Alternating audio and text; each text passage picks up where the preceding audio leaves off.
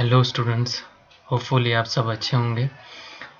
आज chapter start करने से पहले मैं कुछ आपसे बात करना चाहता हूँ। देखिए, मेरे लिए फ़र्स्ट टाइम है कि मैं वीडियो बनाकर स्टडी करवा रहा हूँ, तो थोड़ी मुझे भी प्रॉब्लम होती है। कई बार एडिटिंग करनी पड़ती है, कई बार वापस रीटेक करना पड़ता है, कई बार सॉफ्टवेयर की प्रॉब्लम आ जाती है, वगैरह वगैरह बहुत सारी प्रॉब्लम्स होती है। और मेरे लिए एक एक्सपीरियंस है, कुछ मेरे को भी नया सीखने को मिल रहा है। तो देखिए, आप पूरा वीडियो देखा कीजिए।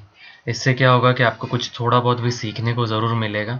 और पूरा वीडियो देखेंगे तो ही मुझे एक कॉन्फिडेंट फील होगा। मुझे पता है कि आप पूरा वीडियो नहीं देख रहे, 1-2 मिनट देख कर फिर उसे स्किप कर देते हो वीडियो को। और कई बार बैकग्राउंड में भी नॉइज़ होती है, तो उसका भी आपको प्रॉब्लम थोड़ा अभी फेस करना पड़ेगा जब तक कुछ इश्यूज सॉल्व नहीं हो जाते। तो देखिए, वीडियो को पूरा देखिए, और वीडियो अगर अच्छा लग रहा है तो उसको आपको सब्सक्राइब भी करना होगा,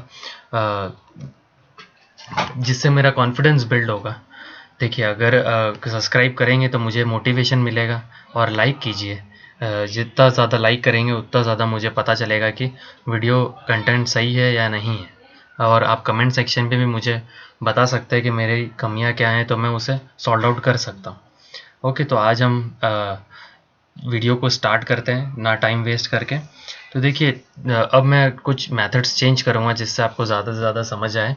तो अब मैं पहले क्वेश्चंस पूछूंगा आपसे चैप्टर को स्टार्ट करने से पहले। तो पहला मेरा क्वेश्चन है कि आप देखोगे कि हमारे इन्वायरमेंट में चारों तरफ living thing, non living things, बहुत सारी ऐसी चीज़ें जो हैं वो प्रेजेंट है, जिसे हम बायोटिक और एबायोटिक कंपोनेंट्स भी कहते हैं बायो की लैंग्वेज में। तो ऐसे कौन से लिविंग थिंग्स हैं, आप सोचना। और इसके बारे में आप अपने आंसर्स लिखना आपके नोटबुक में, कमेंट सेक्शन में, जहाँ पर भी आप लिखना चाहते हैं। और ऐसे कौन से नॉन लिविंग थिंग्स है जो हमारे चारों तरफ प्रेजेंट है, ठीक है। और आपको फिर उसके बाद आपको इस क्वेश्चन का आंसर देना है। आप प्रीवियस क्लासेस में ये पढ़ चुके होंगे, structural and function unit of life किसे कहा जाता है। ओके, और इस सेल और फिर आपको आंसर देना है कि सेल की डिस्कवरी किसने करी है। तो देखिए, अब मैं आपको बता देता हूँ कि जो मैंने फर्स्ट क्वेश्चन पूछा है कि लिविंग थिंग और नॉन लिविंग थिंग्स कौन सी होती है, तो वो होते हैं प्लांट्स, होते हैं एनिमल्स, होते हैं बैक्टीरिया, होते हैं फंगस, होते हैं वगैरह वगैरह, एक्सेट्रा चीज़ें, ऐसी बहुत सारी चीज़ें होती है जो लिविंग थिंग्स में पाई जाती है। और नॉन लिविंग थिंग्स में कौन सी ऐसी चीज़ें होती हैं? नॉन लिविंग थिंग्स में आप अपने आसपास की चीज़ें देख लीजिए, जैसे कि डोर हो गया, बुक हो गया, पेन हो गया, पेंसिल हो गया, एक्सेट्रा। ऐसी बहुत सारी चीज़ें हैं जो नॉन लिविंग थिंग्स होती है। लिविंग थिंग्स बेसिकली जो होते हैं वो मूवमेंट करते हैं, और मेनली वो डिपेंडेंट होते हैं फूड पर, या फिर फूड पर, ऑक्सीजन पे, वाटर पे, एक्सेट्रा चीज़ों पे वो डिपेंडेंट होते हैं। फिर बात करते हैं, मैंने नेक्स्ट क्वेश्चन पूछा था कि ये हमारे आरबीएससी स्टूडेंट्स के लिए तो नया क्वेश्चन है कि structural and functional unit of life, but CBSE students के लिए ये नया नहीं है। Structural and functional unit of life class 7th में भी है आपके, तो वहाँ से ये मैंने क्वेश्चन पुटअप किया है। Structural and functional unit of life जो है वो सेल को कहा जाता है। जितनी भी चीज़ें प्रेजेंट है लिविंग थिंग्स के अंदर, विदाउट इट लिविंग कंपोनेंट जो है वो सरवाइव नहीं कर सकता।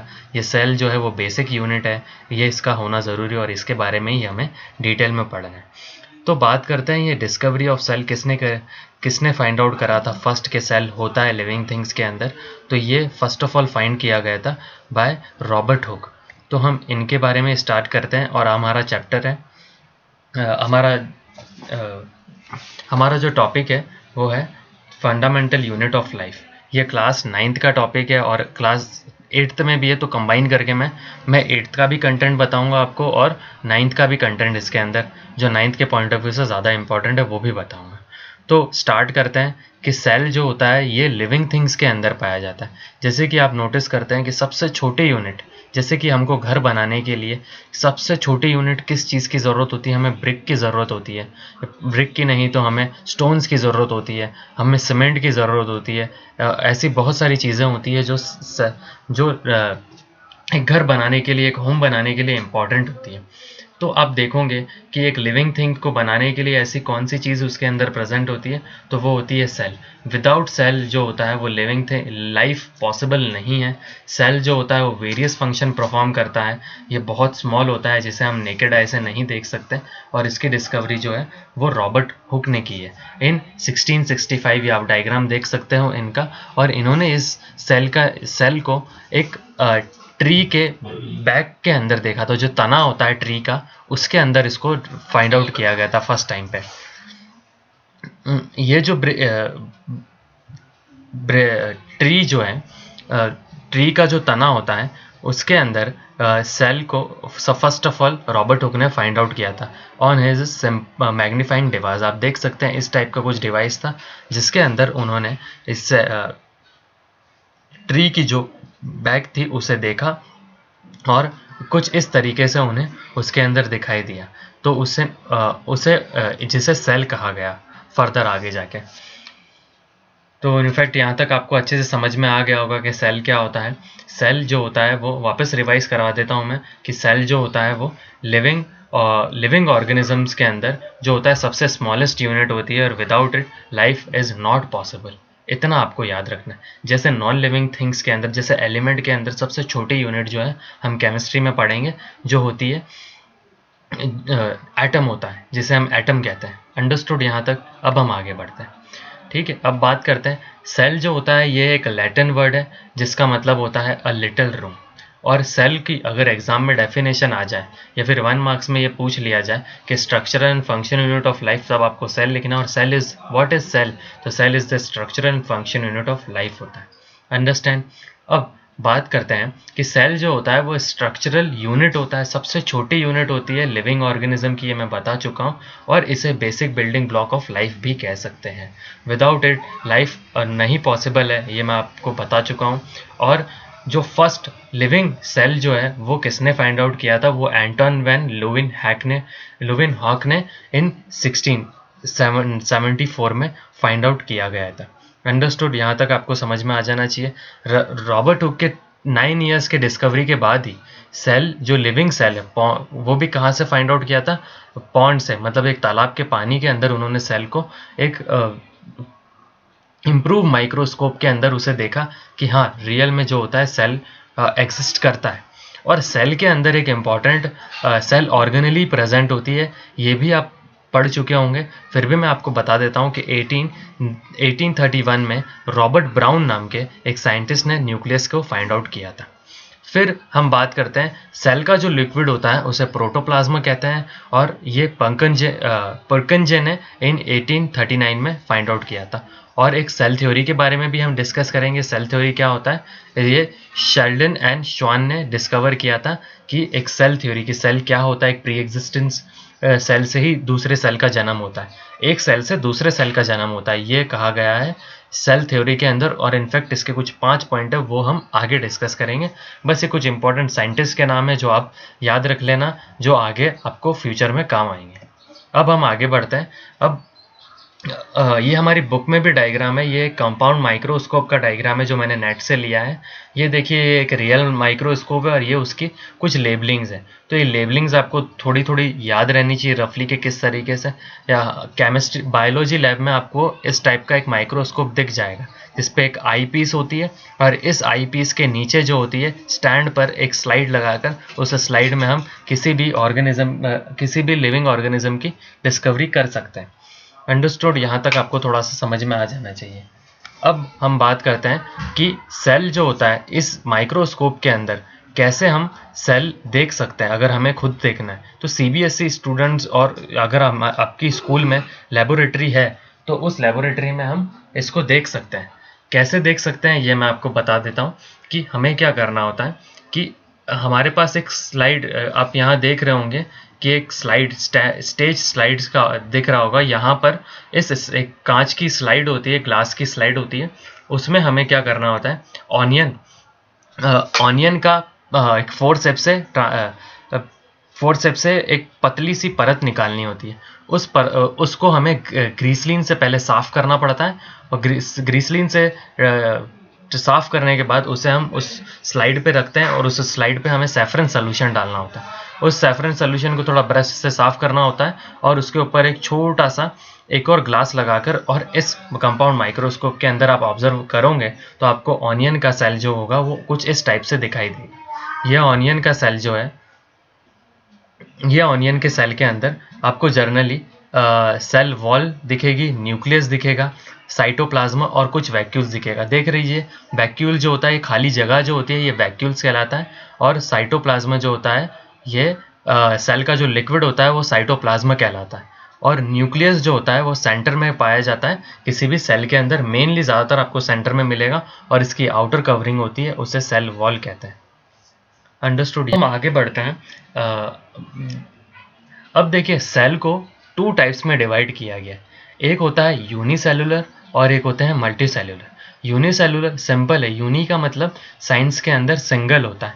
ऐसे ऑर्गेनिज्म जो सिंगल सेल के बने होते हैं वो यूनिसेलुलर कहलाते हैं, और ऐसे सेल, मल्टी का मतलब होता है मैनी, ऐसे ऑर्गेनिज्म जो मैनी बहुत सारे सेल से मिलके बने होते हैं उन्हें मल्टी सेलुलर ऑर्गेनिजम्स कहा जाता है। अब यूनिसेलुलर के एग्जाम्पल कौन से होते हैं? यूनिसेलुलर के एग्जाम्पल होते हैं अमीबा होता है, क्लेमाइडोमोनाज होता है, पैरामीशियम होता है और बैक्टीरिया होता है। मल्टी सेलुलर में हम आते हैं, ह्यूमंस आते हैं, हम एनिमल्स के अंदर कैटेगराइज किए गए हैं, और प्लांट्स आते हैं, फंगाई आता है। अब देखिए, अमीबा आपने देख रखा होगा प्रीवियस क्लासेस के अंदर कि अमीबा का डायग्राम कैसा होता है और पैरामीशियम का। अब हमें कुछ ऐसे डायग्राम वेरियस सेल्स के बारे में देखना है जो ह्यूमन बॉडी के अंदर पाए जाते हैं। अब देखिए, इधर एक नर्व सेल दिख रहा है। ये नर्व सेल जो होता है ह्यूमन बॉडी का सबसे लॉन्गेस्ट सेल होता है, लार्जेस्ट सेल होता है इन द लेंथ के अंदर सबसे बड़ा सेल होता है ये। और बात करते हैं कि आपने रेड ब्लड सेल के बारे में भी प्रीवियस क्लासेस में पढ़ा होगा, जिसको आरबीसी कहते हैं, एरिथ्रोसाइट्स भी कहते हैं जिन्हें आरबीसी को।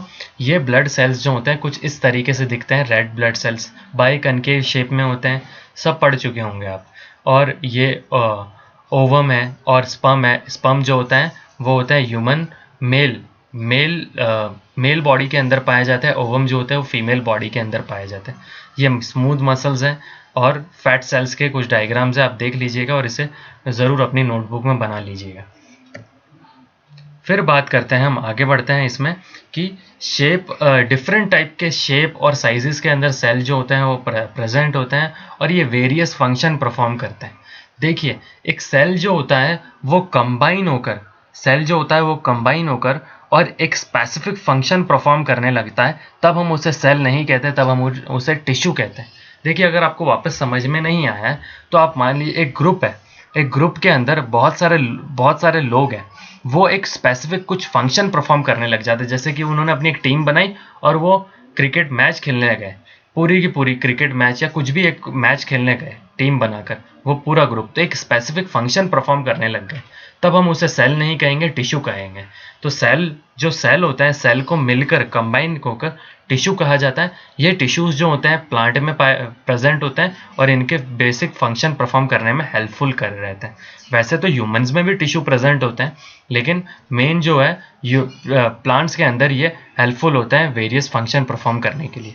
और ये ग्रुप ऑफ टिश्यूज जो होते हैं वेरियस फंक्शन परफॉर्म करने लगते हैं, तब हम इन्हें ऑर्गन्स कहते हैं। जैसे ह्यूमन बॉडी के अंदर कुछ ऑर्गन्स प्रेजेंट होते हैं, जैसे आई होता है, ईयर होता है, स्टमक होता है, इंटेस्टाइन्स होता है, एक्सेट्रा। ऐसे बहुत सारे ऑर्गन्स ह्यूमन बॉडी में प्रेजेंट होते हैं, और ये ऑर्गन जो होते हैं मिलकर साथ में एक फंक्शन परफॉर्म करने लगते हैं। Group of organ is known as organ system. जैसे एक ऑर्गन सिस्टम का मैं एग्जांपल देता हूँ, डाइजेस्टिव सिस्टम इसका एग्जांपल है। तो डाइजेस्टिव सिस्टम में क्या होता है, हमारा माउथ कंसिडर किया जाता है, ईजोफेगस होता है, स्टमक होता है, हमारे स्मॉल इंटेस्टाइन होती है, लार्ज इंटेस्टाइन होता है, ये सारे वेरियस फॉर्म्स होते हैं, ये ऑर्गन सिस्टम में कंसिडर किए जाते हैं। फिर इन ग्रुप ऑफ ऑर्गन सिस्टम को मिलकर एक ऑर्गेनिज्म बनता है, जैसे कि एक एग्जांपल के तौर पे ह्यूमन होता है। ये ऑर्गन सिस्टम प्लांट्स में नहीं होते, ये सिर्फ और सिर्फ ह्यूमंस और हायर ऑर्गेनिज्म जैसे कि एनिमल्स में प्रेजेंट होते हैं। अंडरस्टूड? यहाँ तक आपको समझ में आ गया होगा होपफुली। अब बात करते हैं कि जो सेल्स होते हैं उनके अंदर ऐसी क्या चीज़ प्रेजेंट होती है। उनके अंदर एक बेसिक बहुत सारी सेल ऑर्गेनेलीज प्रेजेंट होती है जो उस सेल को वर्क करने में मदद करती है।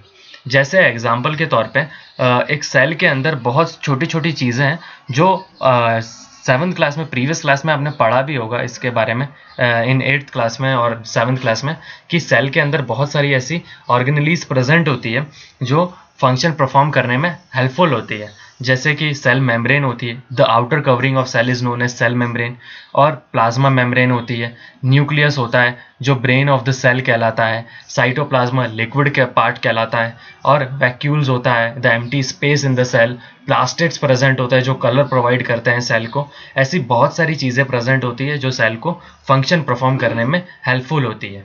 ये सेल खुद फंक्शन परफॉर्म करेगा तो पूरा लिविंग बॉडी जो है, वो ऑर्गेनिज्म की बॉडी जो होगी, वो वेरियस फंक्शन परफॉर्म करेगी। जैसे अगर मैं बात करूं रेड ब्लड सेल की, तो रेड ब्लड सेल के अंदर ये भी एक तरह का सेल है जिसका फंक्शन क्या होता है, ऑक्सीजन को कैरी करना और कार्बन डाइऑक्साइड को रिलीज करना, अंडरस्टूड, और न्यूट्रिएंट्स को कैरी करना और various part of the body पहुंचाना।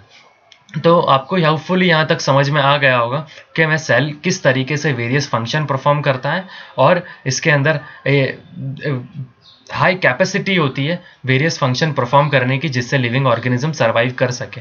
जैसे एग्जांपल पे मैंने लिखा है कि ह्यूमन बॉडी के अंदर हार्ट जो होता है वो भी एक सेल का बना होता है जो ब्लड को पंप करता है various part of the body, और स्टमक जो होता है फूड को डाइजेस्ट करने में मदद करता है, वो भी एक सेल का ही बना होता है। ऐसे बहुत सारे ऑर्गन्स हैं जो ह्यूमन बॉडी के अंदर वेरियस फंक्शन परफॉर्म करने में हेल्पफुल होते हैं। अब इस क्लास को एंड करने से पहले मैंने बुक के ही 2 क्वेश्चंस लिए हैं, इनसाइड द क्वेश्चन, बुक के क्वेश्चन है, बुक में आपको क्वेश्चन मिल जाएगा और आपको इसको सॉल्व करना है कि who discovered cell and how, कैसे सेल की डिस्कवरी हुई है और कब सेल को किसने फाइंड आउट किया था। इन ईयर लिखे तो ईयर लिखेंगे तो भी बेटर है, और कैसे करी थी ये भी लिखना होगा आपको। क्वेश्चन नंबर 2 है कि why is the cell called the structural and function unit of life, cell को structural function unit of life क्यों कहा गया है, ये आपको मेरी स्लाइड्स में मिल जाएगा, अदरवाइज आप बुक से भी इसको ढूंढ सकते हैं। Okay, thank you for watching.